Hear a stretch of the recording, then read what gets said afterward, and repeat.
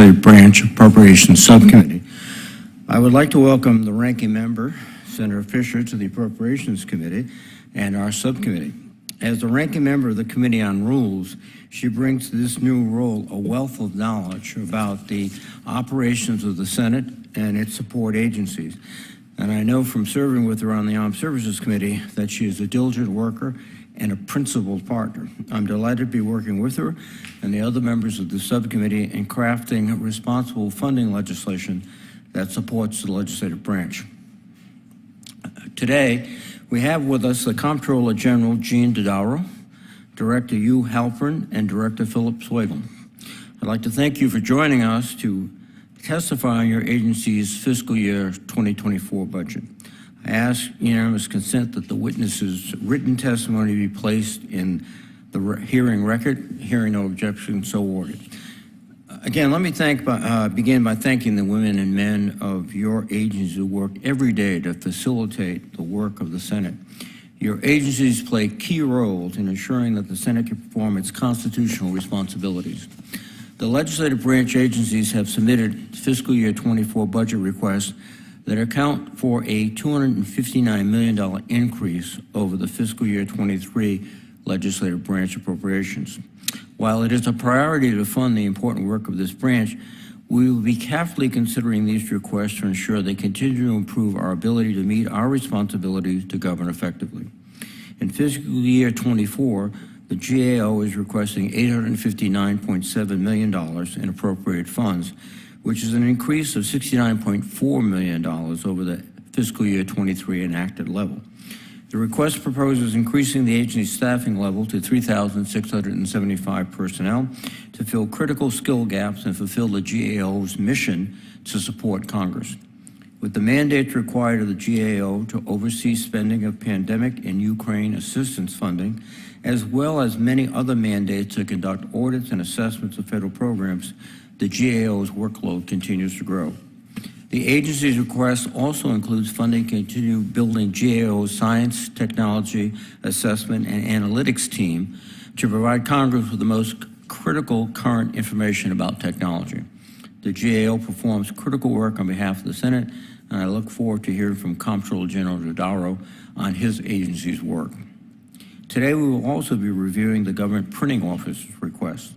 The GPO is seeking an appropriation of $132.5 million in fiscal year 24, which is an increase of $2.6 million over the fiscal year 23 enacted level. The agency's request includes funding to continue its transformation to digital technologies, which have increased productivity and reduced costs while facilitating public access to congressional and other government information.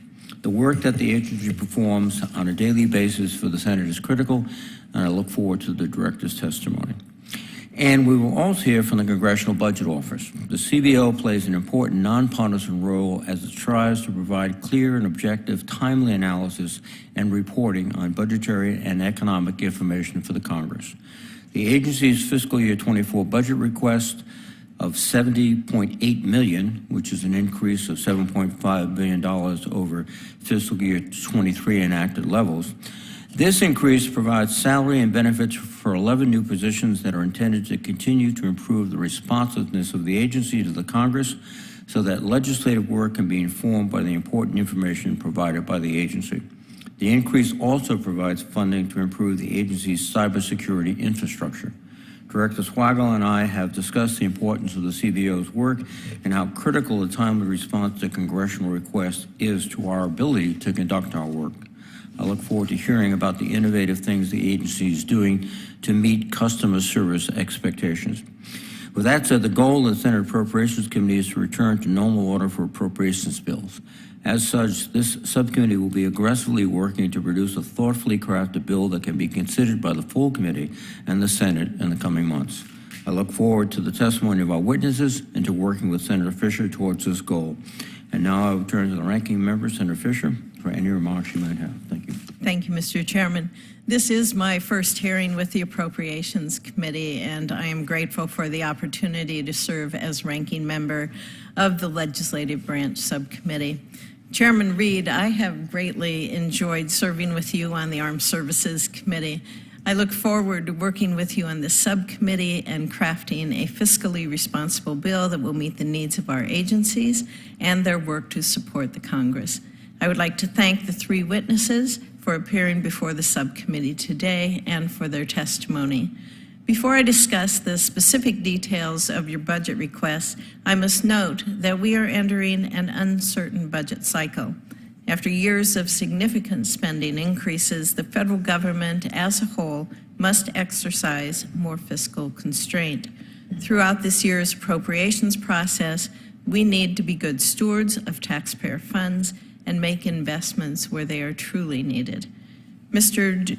Dodaro, as the Comptroller of the United States, you play a critical role in providing oversight of government spending and finding needed improvements in federal programs.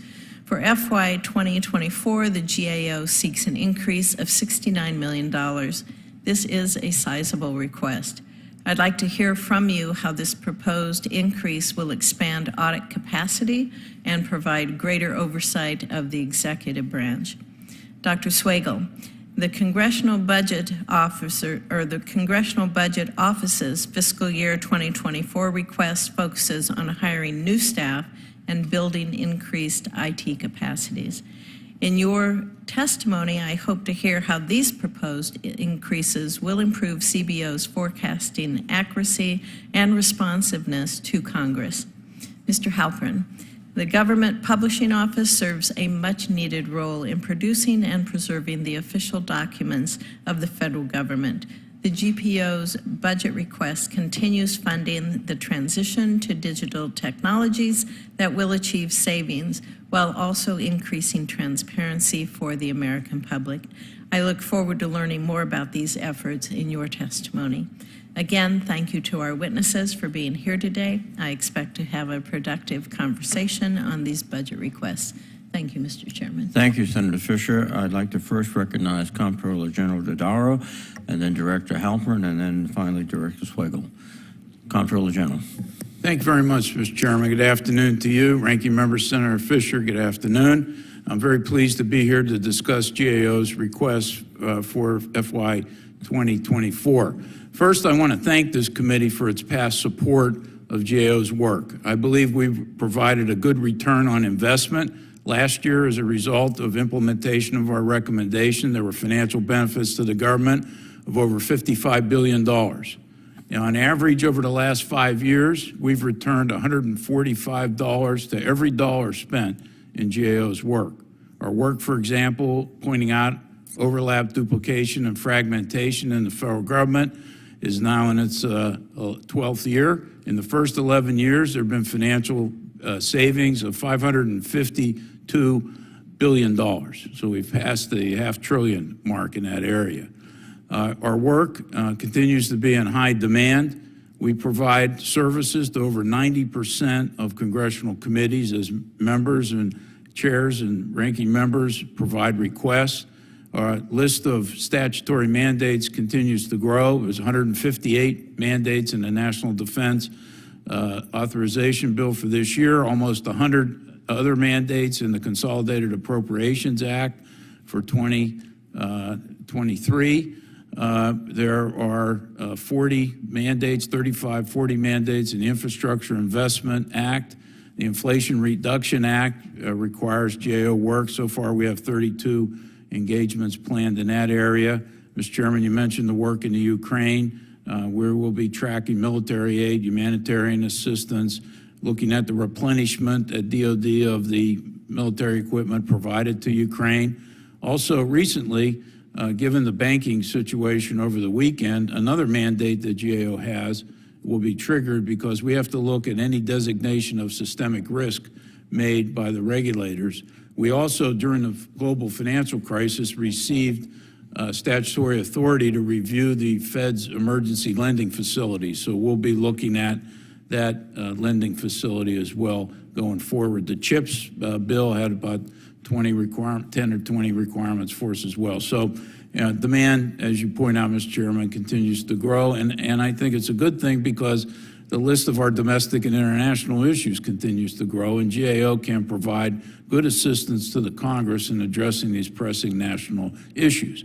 Now, Senator Fisher, of the 165 new positions that we want, there are 4 areas that I'd like to increase our resources in. One is the Science, Technology, and Analytics Act.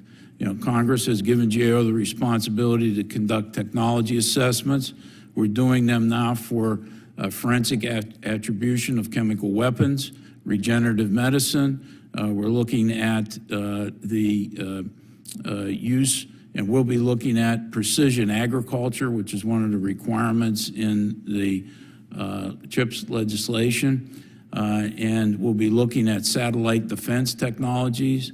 The bottom line here is I could go on and list them, but the use of artificial intelligence and biotechnology and decarbonization technologies is increasing faster than any time in humankind. And I think it's very important that GAO provide this type of service to the Congress so they can make timely decisions. Second is national defense.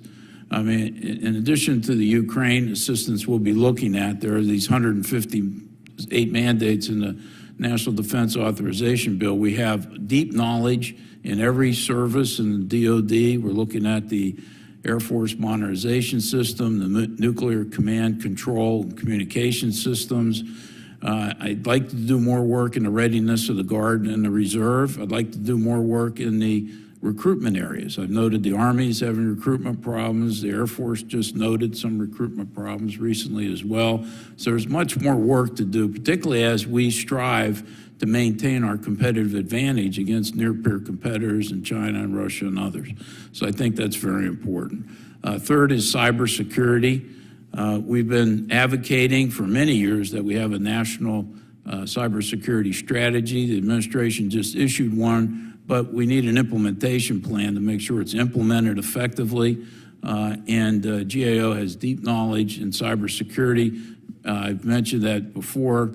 The last area I'll mention is healthcare. Healthcare costs are growing faster than any other part of the federal government. If we're going to get control over our budget deficit numbers, we must do more work in the healthcare area. We have a lot of ways to suggest savings in that area and help Congress figure out how to control those costs. So thank you very much, Mr. Chairman. Be happy to answer questions at the appropriate time. Thank you very much, Comptroller General.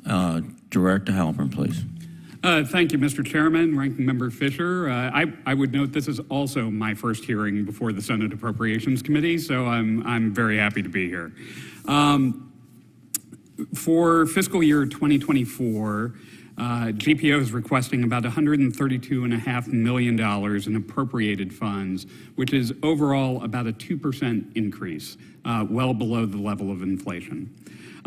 As you know, GPO operates very much as a commercial enterprise. About 88% of our more than $1 billion annual budget comes from directly billing our other federal customers.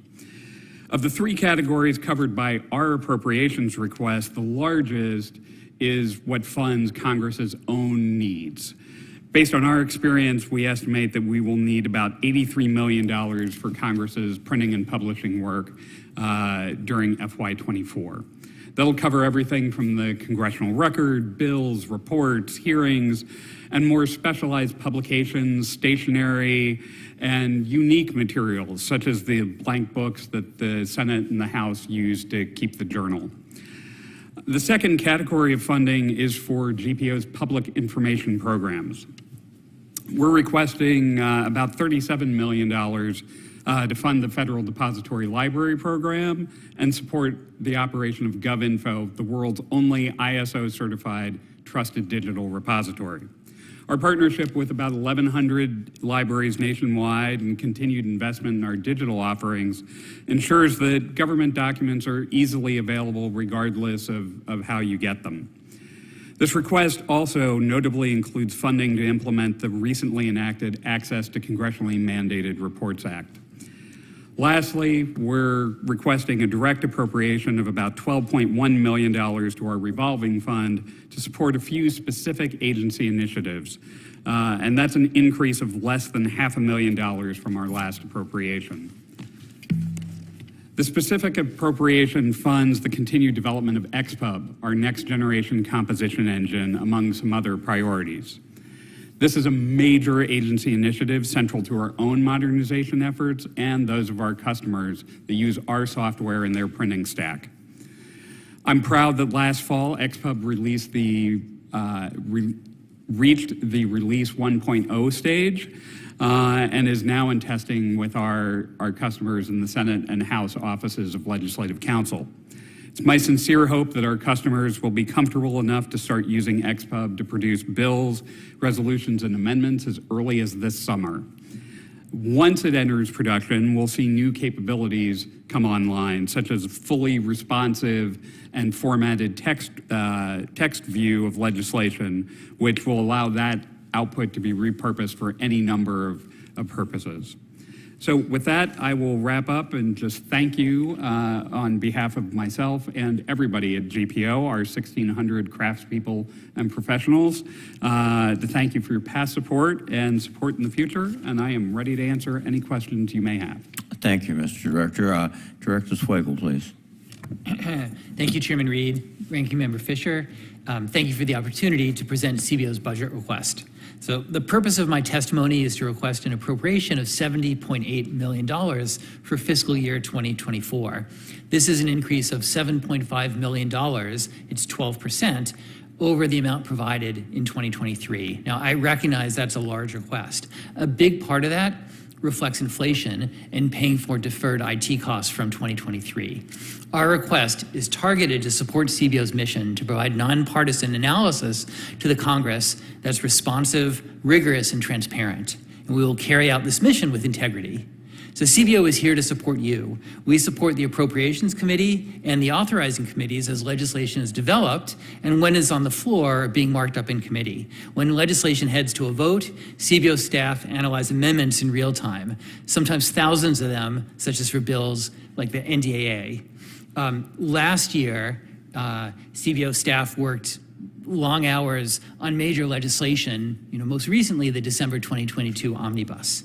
And we are working hard to provide Congress with timely and accurate budget and economic projections, cost estimates, and other information.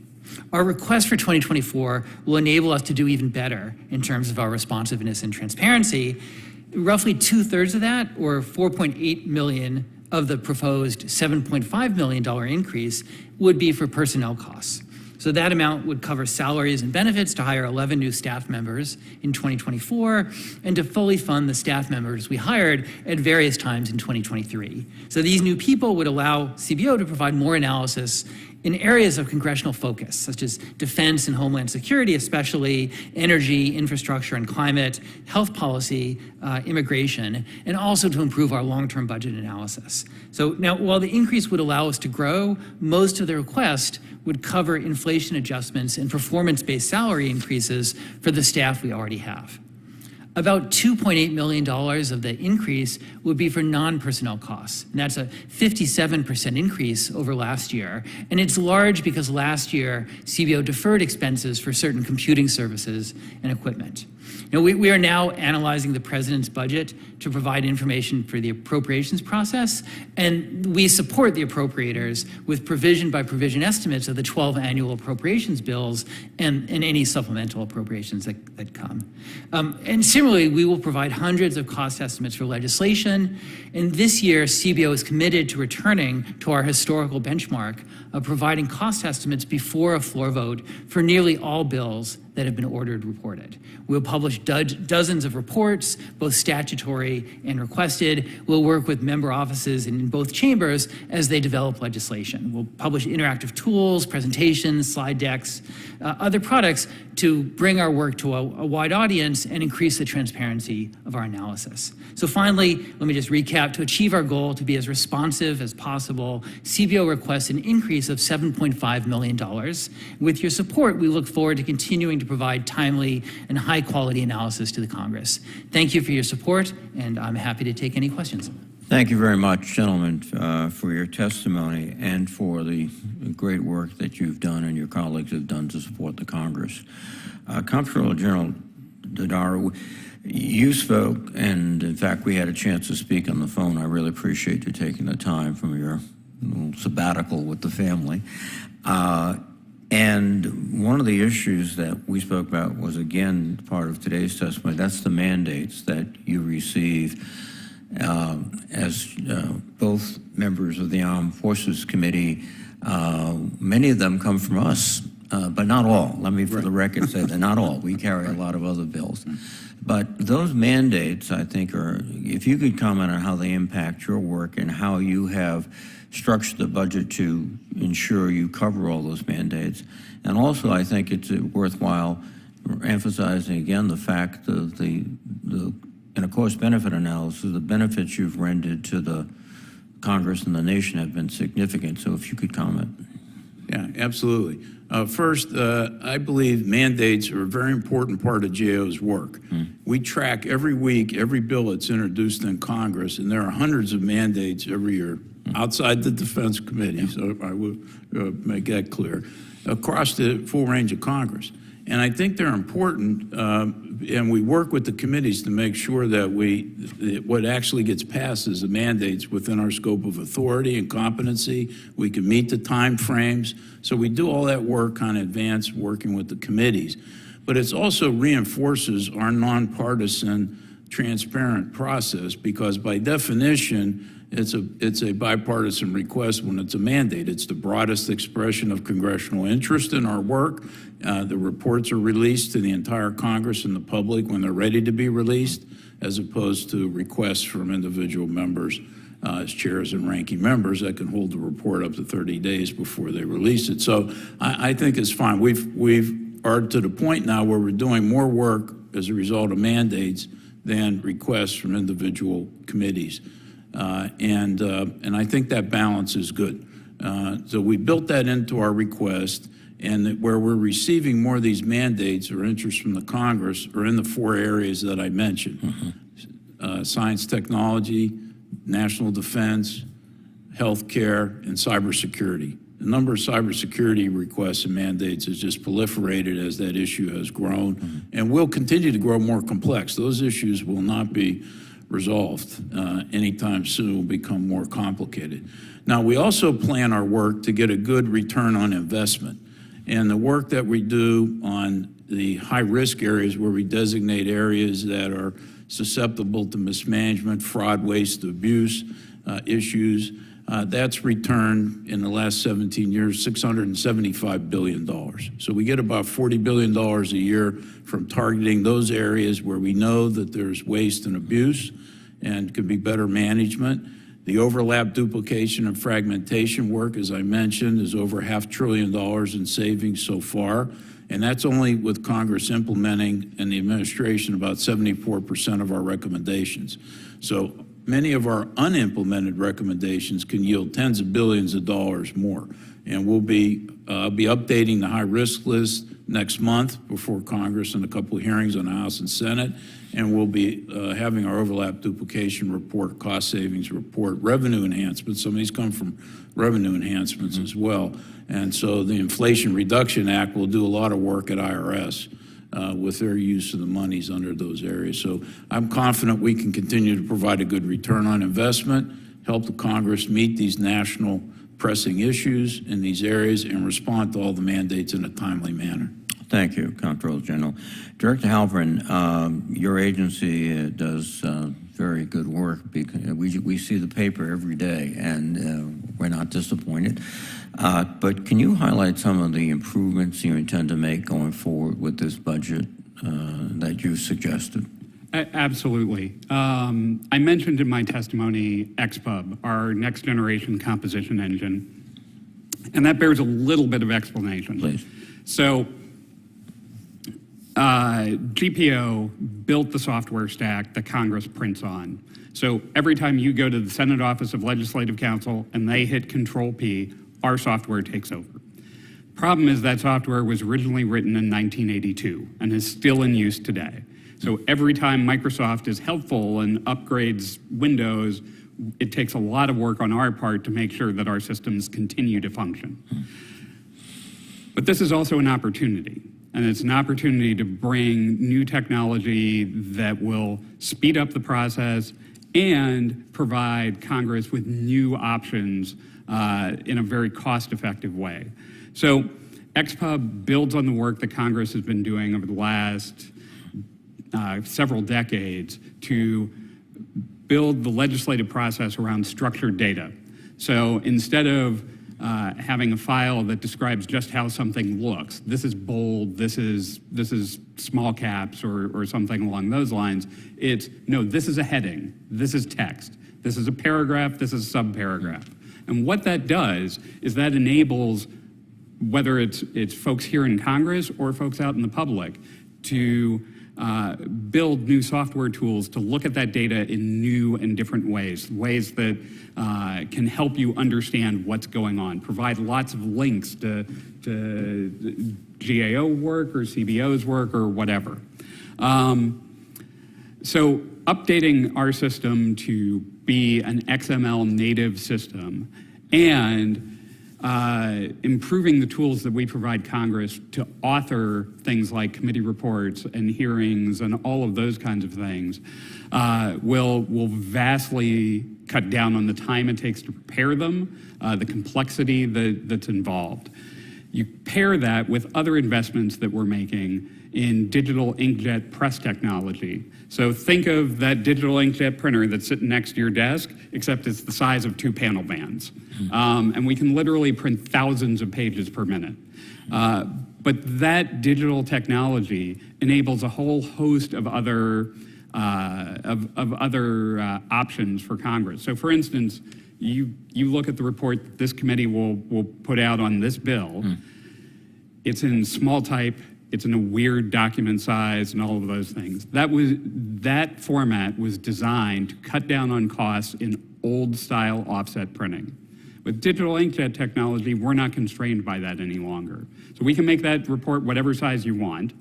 We also have the ability to easily add graphics, easily add color, all of those kinds of things. So if you take XPub and you take these other digital technologies and combine them, you're really at an inflection point for Congress to decide, how do we want our documents to look for the next century? Thank you very much. With your permission, may I ask one more question? Thank you. Director Swagel, you brought up, and we've had a discussion about this, the timeliness of response. Now, this is, it takes 2 to tango.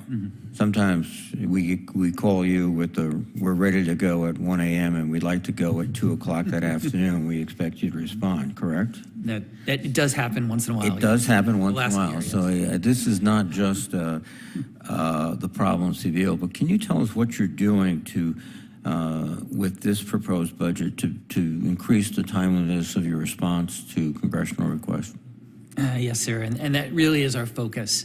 And so a couple of things. We've innovated in some ways, so we're looking at bills that are reported out of committee, if we can do things faster, maybe not a full-blown cost estimate, but get them the table they need to satisfy the budget requirements. And we've done that. We did that for Homeland Security last Congress. We'll continue to do that when it's helpful to committees. We're doing that for bills. On the House side, it's bills coming on the suspension calendar, the same thing. We're doing a table with a group of those together. So there's that sort of innovation to things that are moving quickly that maybe we haven't seen, to say, well, let's do what we need to do to get it on its way, even if it's not our full-blown process. And then what the budget request will allow us to continue to do is focus additional resources on the areas where we know we've fallen behind. And you and I have talked about national security, Homeland Security.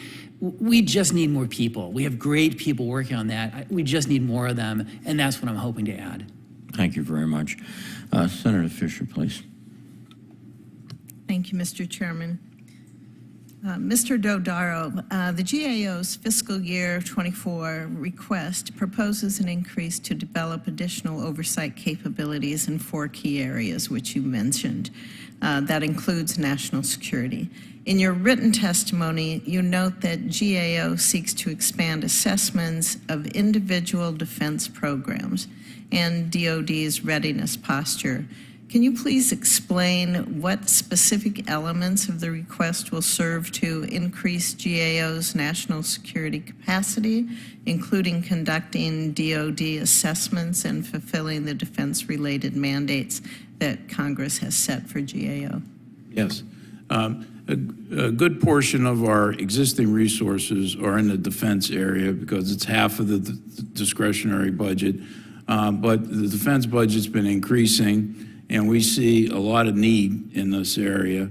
And so of the 165 additional people, Senator Fisher, I would like to put 40 more people into the defense area that would expand our teams and expand our capacity to do more work to make sure that we can meet the mandates in a timely fashion. Most of the mandates that are in the National Defense Authorization Bill require us to report early in the next cycle for the next annual appropriation bill, and that timing can be a challenge. So sometimes we have to meet that with a briefing rather than a full report and a full report later. I'm hoping that with the additional resources, we can increase the quality and completeness of the work to meet the mandates in the bill, and then take on other requests from committee chairs and ranking members across the Congress. As I mentioned, there's some critical areas that we're not going to be able to get to without additional resources. I think the recruitment and retention of our military personnel is one of those areas. The Army, I understand, reported that they missed their goals last year by 25%. Air Force just missed them by 10%, I believe, or so. The Guard and National Reserve readiness issues, I'd like to do more work in that area as well. And so I think we can do more work. Also, the Defense Department spending a lot of resources in artificial intelligence, and I think they need to be show good results in that area. We've developed a framework where we can audit now algorithms using artificial intelligence and to make sure that it's doing what it says it needs to do. And we've also tried to provide DoD more guidance to build in computer security requirements in the development of new weapon systems, which they weren't doing before. And so I would like to do more work in the cyber area and artificial intelligence and hypersonic weapons. Can you, since I'm new here, can you tell me how, when you're looking for 40 more staff, what qualifications do they have to have, not just with regards for defense, and you're mentioning things like hypersonics and cyber, and you talked about satellites. What do you look for in areas of expertise in order to have confidence in the numbers, in what they're proposing? Oh, sure.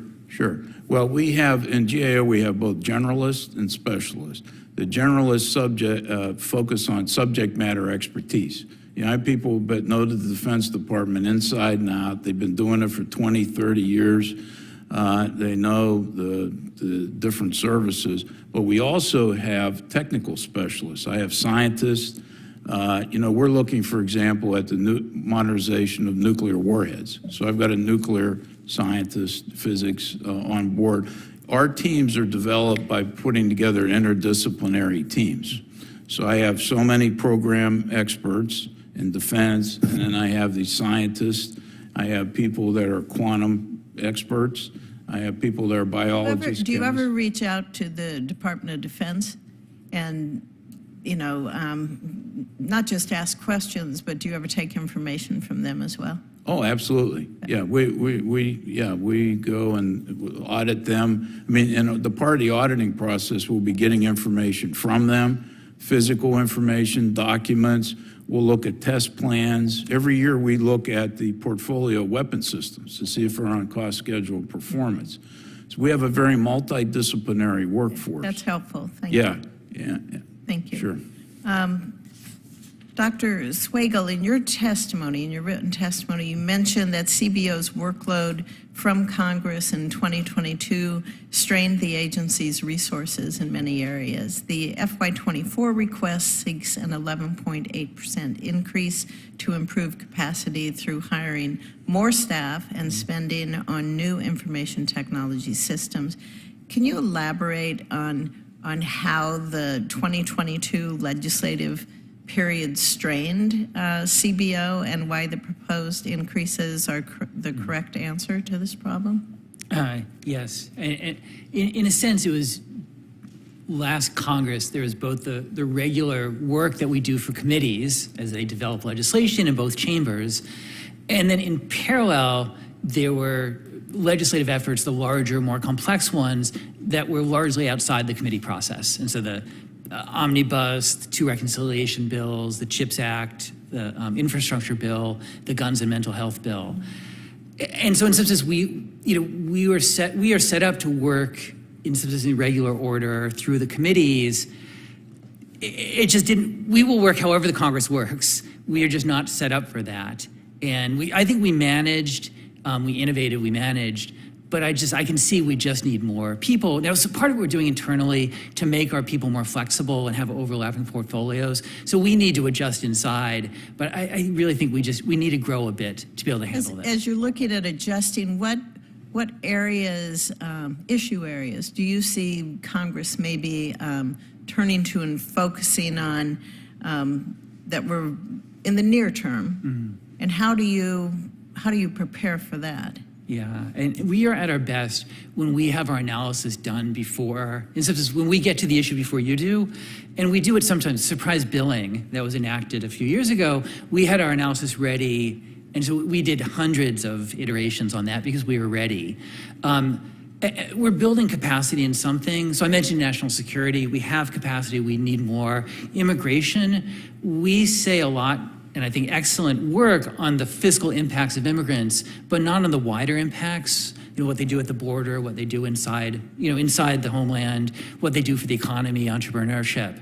And so that's one area where I want to build our capacity. Healthcare is another. So there's a couple other topic areas where I'm looking ahead, thinking where will Congress go. I just one last sentence. On the near term, we're doing a lot on the sort of near-term spending and near-term, in some sense, budget, sort of what's going to happen in the near term on the budget. And we're working very closely with the 2 budget committees and the 2 leaderships on that as well. Thank you. I just have a few brief questions, and a question for everyone at the panel, and beginning with the Comptroller General. One of the issues we hear consistently is the inability to hire qualified personnel throughout the economy of the United States, small business, large business, et cetera. Interestingly, today we had a hearing where we had a nominee for manpower in the Department of Defense and a nominee for Navy acquisition. It turned out at the end we discovered they're competing against each other for personnel, shipyard workers versus sailors in the Navy. So I wonder if you're having that same problem. No. Right. At GAO, we have no problem. The last, my entire time as Comptroller General, which now I've been in this position 15 years, we've been ranked as one of the best places to work in the federal government. The last 2 years, we've been #1 across the entire federal government for mid-sized agencies. We have a strong intern program, a nationwide recruiting program. We've got a great mission. We provide people with flexibilities, and our work is used by the Congress, so people can actually see the results of their work, and they can work in a nonpartisan environment and help the country. So we have no problems. We're on track to hire the people. Our attrition is only about 6%, so we don't have a turnover problem, and people stay at GAO because they are satisfied with the work that they do. Pretty good. Director Halpern. Senator, you've hit on my #1 challenge at GPO. So 50% of our team will be eligible to retire within the next 4 years. That means 1 out of every 2 press people, proofreaders, IT specialists, contract specialists, electricians, carpenters, bookbinders, you name it. Our workforce tends to be a little older than the federal average by 3 or 4 years. And attracting the kinds of folks who can do the crafts that we need at GPO is a challenge. So we've tried to respond to this in a number of different ways. One is we've reactivated our recent grads program, where we are trying to recruit heavily from recent college grads. We too have been on Forbes' list of best places to work 2 years running now, something we're very proud of. And our first class, I want to say, was 22 people this year. We expect to double that next year. We've also restarted our apprenticeship program, something that goes back 140 years or so. Our first class was 8 proofreaders, a particularly critical need for us. Next year, we hope to up the apprenticeship class to 20 people across a whole variety of trades, press people, bookbinders, and the rest. We've also responded by creating new kinds of roles. So GPO is a heavily unionized institution. I've got 12 different bargaining units I work with, and they've actually been a great partner throughout this. But we worked very closely with our bookbinder union to create what we call production technicians. So somebody who may not have training as a bookbinder, but shows some proficiency in machine and manufacturing operations. And we bring them in, and we have a 3-year on-the-job training program. So at the end of that, they are earning, they're a full-fledged bookbinder, and they're earning probably about $44 an hour in today's dollars. So there are a lot of opportunities for young people. We are working hard to make sure we're recruiting out of high schools and community colleges as well to try and fill that need. But, you know, one of the reasons we're investing in technology is to cut down on the actual number of people we need, but we can't do it without replacing some of the folks we know are going to leave for their well-earned retirement. Well, please keep us advised of that, because it's, you know, it's a short horizon before you're into a significant issue.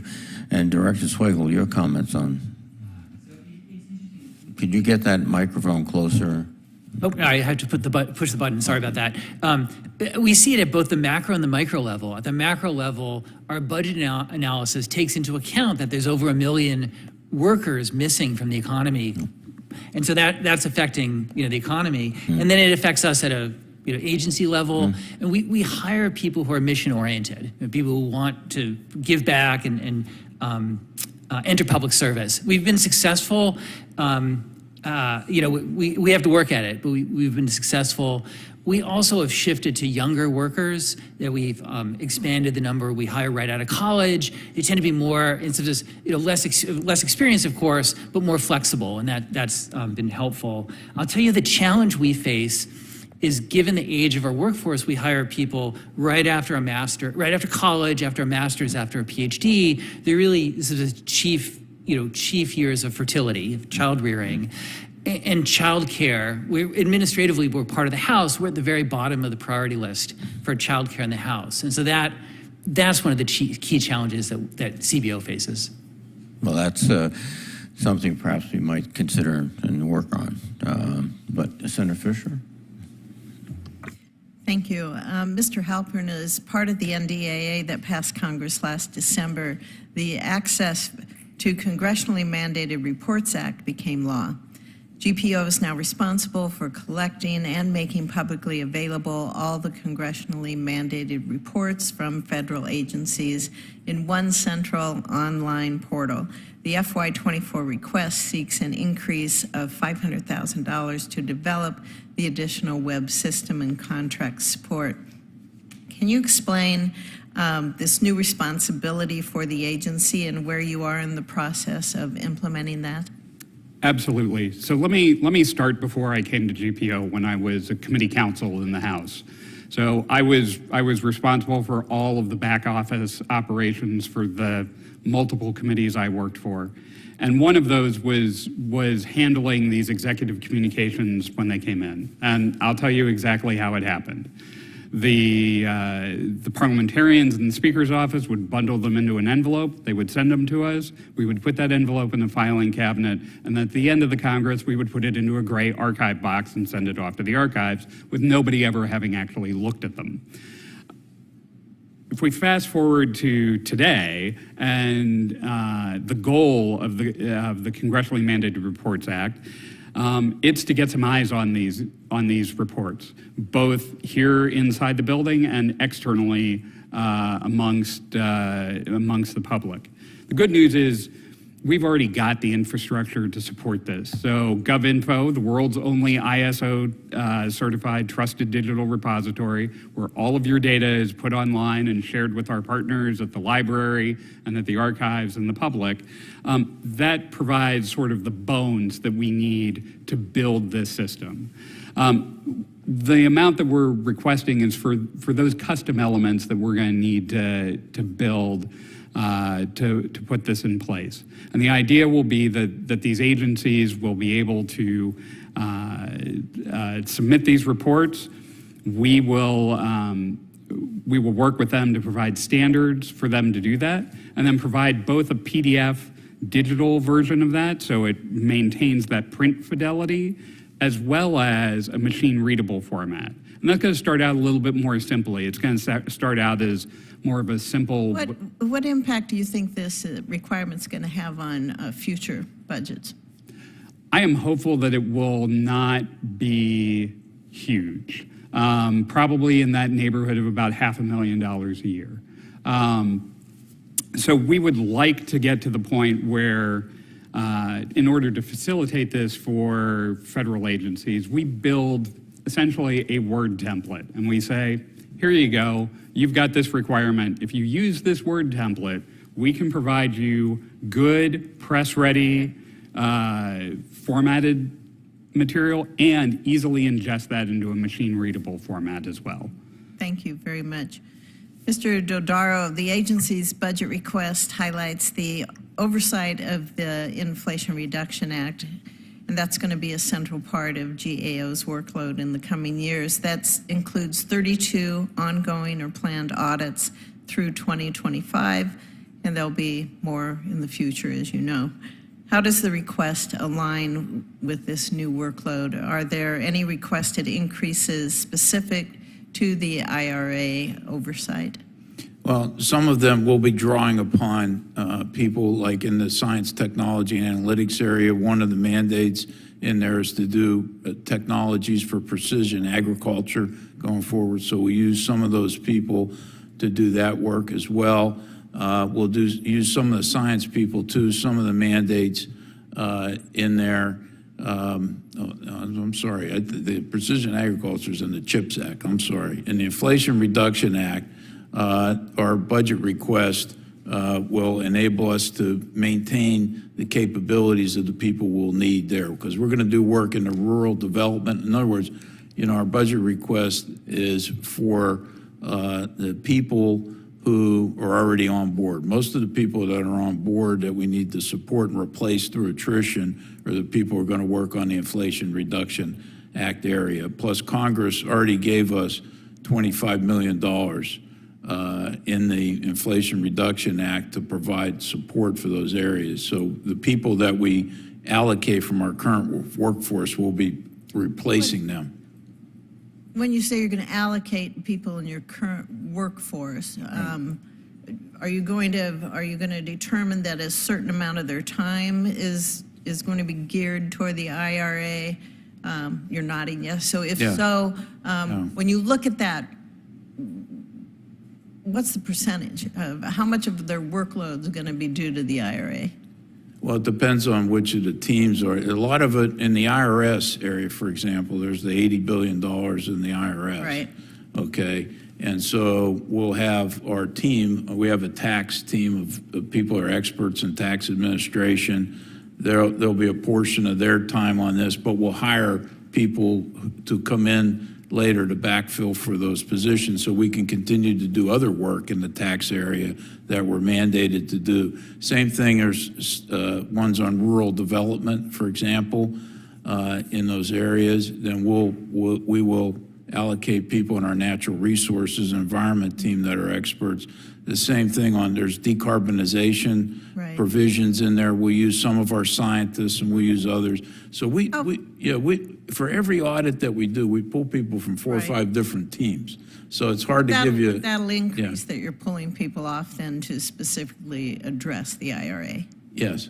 And how will GAO regularly report to Congress with its findings on the IRA oversight? We'll issue individual reports, and then like on the coronavirus areas, we've have mandated to do reports there. We'll send periodic reports to the appropriation committees to say how many reports we've issued already in these areas, what our work plans are. We'll keep Congress apprised of our work plans going forward, but we'll also, we'll report separately on all these different provisions, IRA, the Infrastructure Investment Act. We've done this before with special funding for disaster related assistance in other areas.